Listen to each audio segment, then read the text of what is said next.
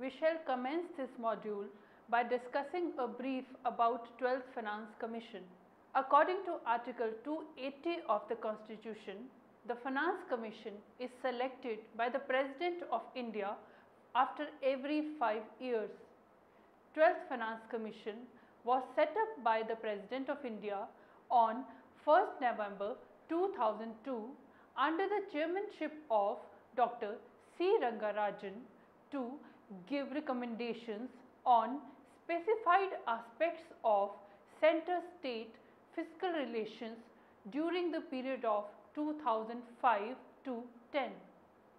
The Commission reviewed the state of the finances of the Union and the states and suggested a plan by which the governments may bring about a restructuring of the public finances to restore the budgetary balance, achieve macroeconomic stability and reduction in debt along with equitable growth.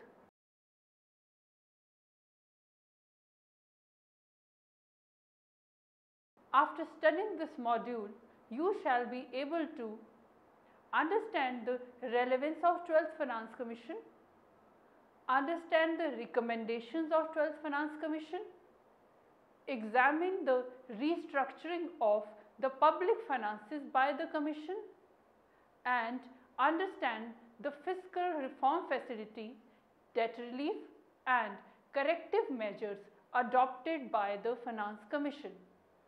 Now, we shall move on to discuss the terms of reference. The Commission gave its recommendations in the following matters. First of all, the distribution between the Union and the states of the net proceeds of taxes which are to be divided between them under Chapter 1, Part 12 of the Constitution, and the allocation between the states of the respective shares of such proceeds. Secondly, the principles which should govern the grants in aid of the revenues of the state out of the Consolidated Fund of India under Article 275 of Constitution. Thirdly, the measures needed to augment the Consolidated Fund of a state to supplement the resources of the panchayats and municipalities in the state. The Commission recommended a scheme of fiscal transfers that will serve the objective of equity and efficiency within a context of fiscal consolidation.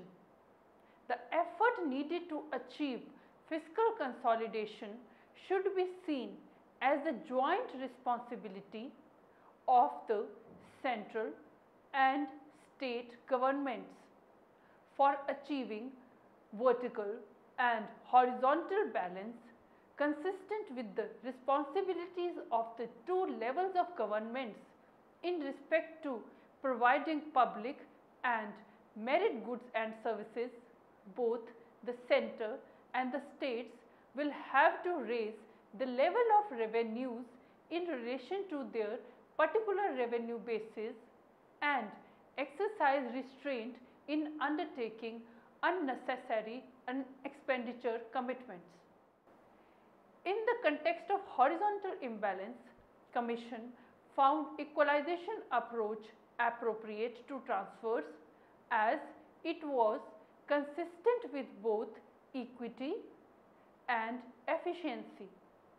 It had not, however, been possible to implement this approach fully, as the extent of disparities in the per capita fiscal capacities of the states was too large and some of the better off states were also in serious fiscal imbalance.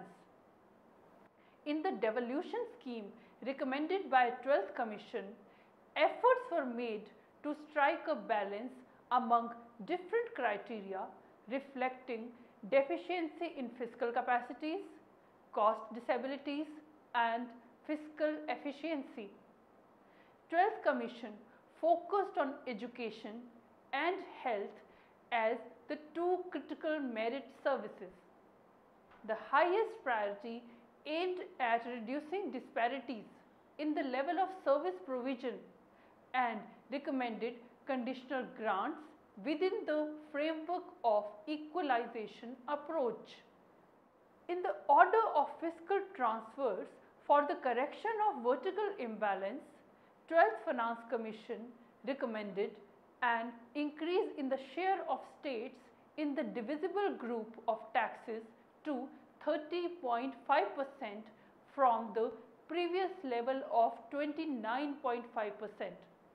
This increase can be accommodated by the central government by cutting their activities that fall in the domain of the states. The suggestive limit of overall transfers out of the gross revenue receipts of the centre increased from 37.5% to 38%. 12th Finance Commission also laid emphasis on consolidation of local bodies in keeping with the constitutional order for effective and autonomous local self-governance, and recognized that local bodies must be supported by an arrangement of transfers that will encourage decentralization and own effort for raising revenues. The recommended transfers for the local bodies constitute about 1.24% of the shareable taxes and 0.9% of the centre's gross revenue receipts. 12th Finance Commission also recognized that there was a heavy debt burden on the states. Therefore, provided a scheme of debt relief in two parts. First, the relief that came from combining the past debt and rescheduling it along with interest rate reduction. Second, debt write-off, which was linked to the reduction in the absolute levels of revenue deficits. Both reliefs would be available only if states enact suitable legislations to reduce the revenue deficit to zero by 2008-09 and commit to bringing down the fiscal deficit in a phased manner and possible for states to pursue their development goals with fiscal prudence. This was highly cited in the Commission report. 12th Finance Commission also argued for institutional changes required to overcome some of the structural problems in managing government finances. One central change relates to the regime of government borrowings. It suggested that states as centre must decide their annual borrowing programs within the context of their particular fiscal responsibility legislations. Also, there was a need to let the states access the market directly for their borrowing requirements. The overall limit to their annual borrowings from all sources should be supervised by an independent body like a loan council with representatives from Ministry of Finance, Planning Commission, Reserve Bank of India and the state governments. This council may, at the beginning of each year, announce borrowing limits for each state, taking into account the sustainability considerations. It also suggested for delinking grants and loans in plan assistance, as this need to be determined on different principles was part of the reform of the borrowing regime. 12th Finance Commission aimed at restructuring government finances through virtuous cycle of reforms, robust government finances, equalizing system of fiscal transfers to establish a sound federal fiscal system in India. Aimed at a positive growth dividend, progressively fall in revenue deficits relative to GDP, fall in government saving and an increase in the overall savings with GDP. Aimed at higher tax GDP ratio, combined with higher growth on a sustained basis and fall in interest payments, and to create the necessary space for increasing government capital expenditure and productivity enhancing non-interest, non-salary revenue expenditure. Let us now discuss the 12th Finance Commission for restructuring public finances. By 2009-10, the combined tax GDP ratio of the center and the states was expected to be increased to 17.6%, primary expenditure to a level of 23% of GDP and capital expenditure to nearly 7% of GDP. The combined debt GDP ratio with external debt measured at historical exchange rates, it was expected that it should at a minimum be brought down to 75% by the end of 2009-10. Further, it was suggested that the system of on-lending should be brought to an end over time, and the long-term goal for the center and states for the debt GDP ratio should be 28% each. The fiscal deficit to GDP ratio targets for the center and the states was to fixed at 3% of GDP each. The center's interest payment relative to revenue receipts, it was expected that they should reach about 28% by 2009-10. In the case of states, the level of interest payment relative to revenue receipts was expected to fall to about 15% by 2009-10. The revenue deficit in relation to GDP for the center and the states for their combined as well as individual accounts was expected to be brought down to 0 by 2008-9. Further, it was expected that the states would follow a recruitment and wage policy in a manner such that total salary bill relative to revenue expenditure net of interest payments and pensions does not exceed 35%. Each state should enact a fiscal responsibility legislation which should at a minimum provide for number 1, eliminating revenue deficit by 2008-9, secondly, reducing fiscal deficit to 3% of gross state domestic product or its equivalent, defined as the ratio of interest payment to revenue receipts, thirdly, bringing out annual reduction targets of revenue and fiscal deficits, fourthly, bringing out annual statement giving prospects for the state economy and related fiscal strategy, and fifthly, bringing out special statements along with budget giving in detail the number of employees in government, public sector, aided institutions and related salaries. Let us now move on to discuss the sharing of union tax revenues. The share of states in the net proceeds of shareable central tax was 30.5%. For this purpose, additional excise duties in place of sales tax were treated as a part of the general pool of the central taxes. If the tax rental arrangement was dismissed and the states were allowed to levy sales tax on these commodities without any prescribed limit, the share of the states in the net proceeds of shareable central taxes should be reduced to 29.5%.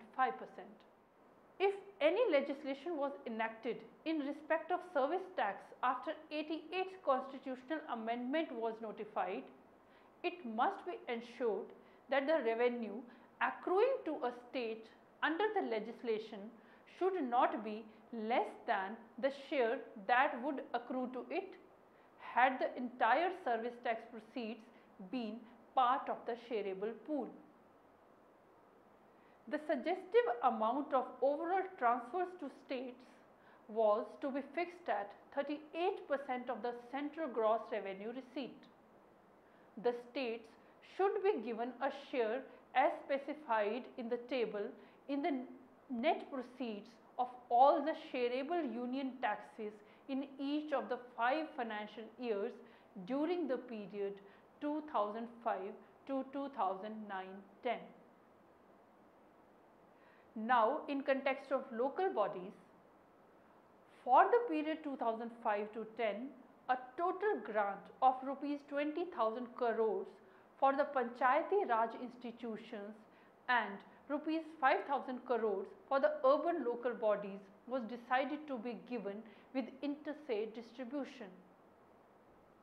The PRIs or Panchayati Raj institutions should be encouraged to take over the assets relating to water supply and sanitation and utilize the grants for repairs or rejuvenation. The PRIs should recover at least 50% of the frequent cost in the form of user charges. Priority should be given to the expenditure on the operation and management costs of water supply and sanitation out of the grants allocated for the panchayats, which will facilitate them to take over the schemes and operate them.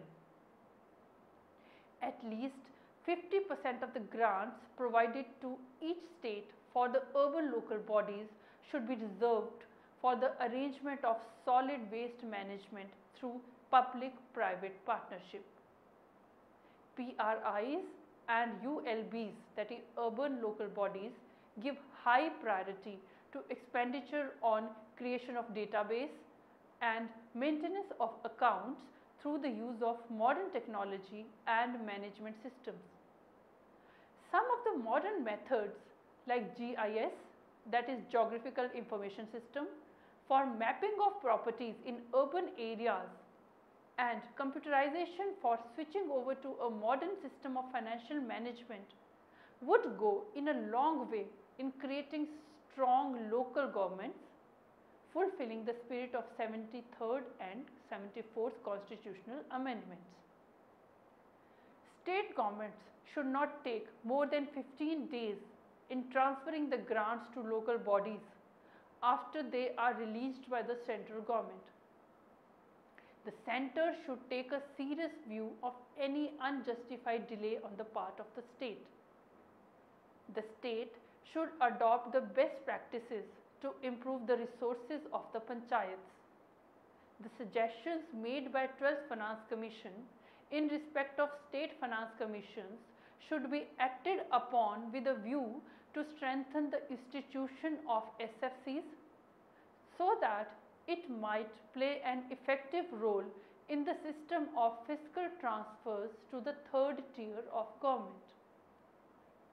Next, in context of calamity relief, the scheme of Calamity Relief Fund, that is CRF, comprised of contributions from the state and the centre in the ratio 25-75. The definition of natural calamity covers landslides, avalanches, cloudbursts and pest attacks. The centre continued to make allocation of food grains to the needy states such as relief measure, but with a transparent policy. The extent of CRF worked out at rupees 21,333.33 crore for 5 years. The scheme of NCCF constituted in its present form with a corpus of rupees 500 crore. The outgo from the fund might continue to be replenished by the way of collection of national calamity contingent duty and levy of special surcharges. Further, the provision for disaster preparedness and mitigation needs to be built in the state plans and not as a part of calamity relief.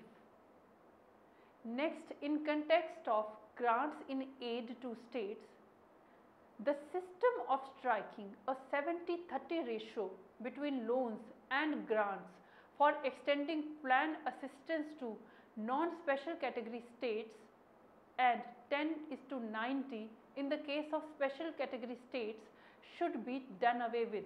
Instead, the Commission suggested that the Centre should confine itself to extending plan grants to the states and leave it for the states to decide how much they wish to borrow and from whom. A total non-plan revenue deficit grant of rupees 56,855.87 crore was recommended during the award period for 15 states. 8 states were recommended for grants amounting to rupees 10,171.65 crores over the award period for the education sector, with a minimum of 20 crore in a year for any eligible state. 7 states have been recommended for grants amounting to rupees 5,887.08 crore over the award period for the health sector, with a minimum of rupees 10 crore a year for any eligible state. The grant for the education and health sectors are an addition to, over and above, the normal expenditure to be incurred by the states in these sectors. A grant of rupees 15,000 crore over the award period is recommended for maintenance of roads and bridges.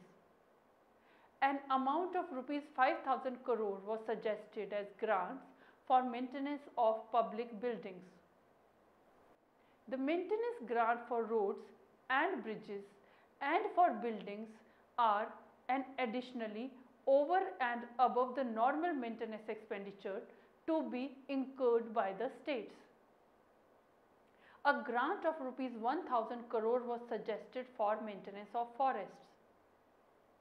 A grant of rupees 625 crore was recommended for heritage conservation, that is, preservation and protection of historical monuments, archaeological sites, public library, museums and archives, and also for improving the tourist infrastructure to facilitate visits to these sites. An amount of rupees 7,100 crore was suggested as grant for state specific needs. Lastly, we will discuss the fiscal reform facility, debt relief and corrective measures in this module.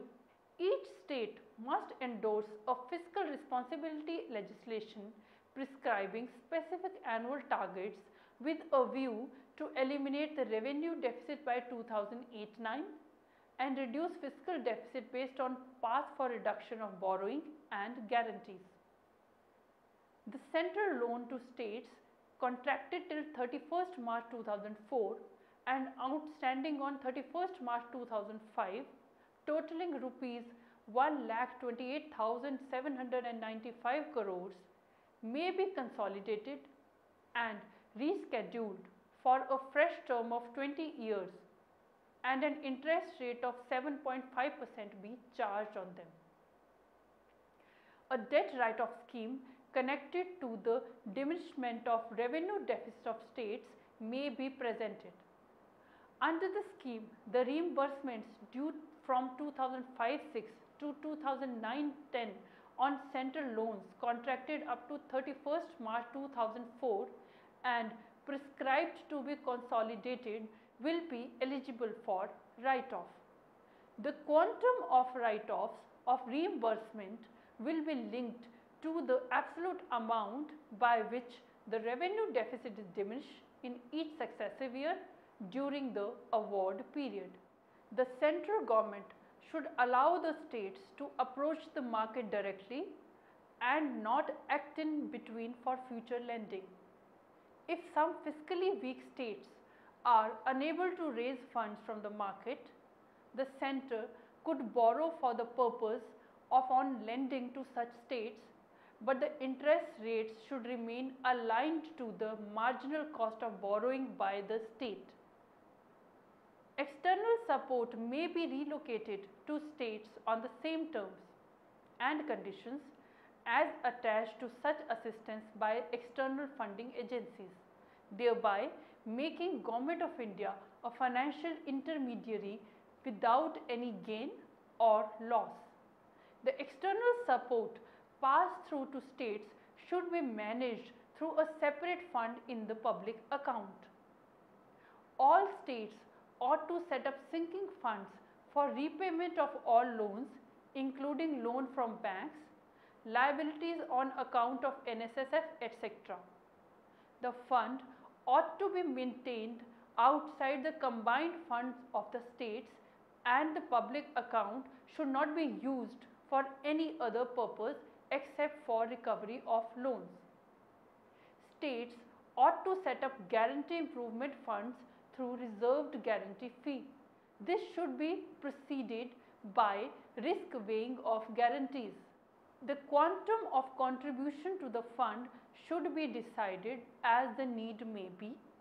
In context of profit petroleum, the Union ought to share the profit petroleum from NELP areas with the states from where the mineral oil and the natural gas are created. The share should be 50-50. The revenues earned by the central government on contracts marked under the coal bed methane policy might be shared with the producing states in the same manner as profit petroleum. In respect of any mineral, if a loss of revenue was foreseen for a state in the process of implementation of a policy which involves production sharing, a similar compensation mechanism should be adopted by the central government. A permanent secretariat for the Finance Commission. Let us discuss this.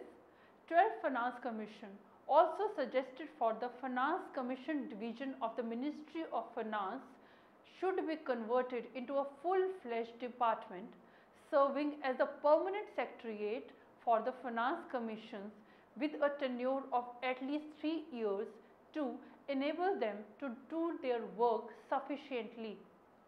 The expenditure of Finance Commissions must be treated as expenditure charged on the combined fund of India. Now, in the end, we will summarize what we have discussed in this module. 12th Finance Commission was set up by the President of India on 1st November 2002 under the chairmanship of Dr. C. Rangarajan to give recommendations on specified aspects of center-state fiscal relations during 2005 to 2010. The Commission gave recommendations on the distribution between the Union and the states of the net proceeds of taxes, principles which should govern the grants in aid of the revenues of the states out of the Consolidated Fund of India, and measures needed to augment the consolidated fund of a state to supplement the resources of the panchayats and municipalities in the state. The 12th Finance Commission aimed at restructuring government finances through virtuous cycle of reforms, robust government finances, equalizing system of fiscal transfers to establish a sound fiscal system in India. The Finance Commission listed various recommendations for restructuring of public finances. The share of states in the net proceeds of shareable central tax was 30.5%. If any legislation was enacted in respect of service tax after the 88th constitutional amendment was notified, it must be ensured that the revenue accruing to a state under the legislation should not be less than the share that would accrue to it had the entire service tax proceeds been part of the shareable pool.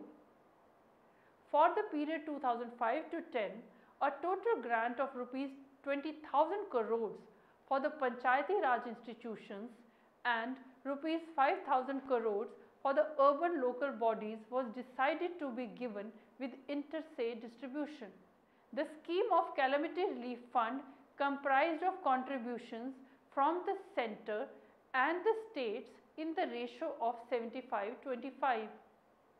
The system of striking a 70-30 ratio between loans and grants for extending planned assistance to non-special category states and 10:90 in the case of special category states should be done away with. Instead, the center confined itself to extending plan grants to the states and leave it for the states to decide how much they wish to borrow and from whom. For fiscal reform facility, debt relief and corrective measures, the Finance Commission suggested that each state must endorse a fiscal responsibility legislation prescribing specific annual targets with a view to eliminate the revenue deficit by 2008-09 and reduce fiscal deficits based on a path for reduction of borrowing and guarantees. Thank you.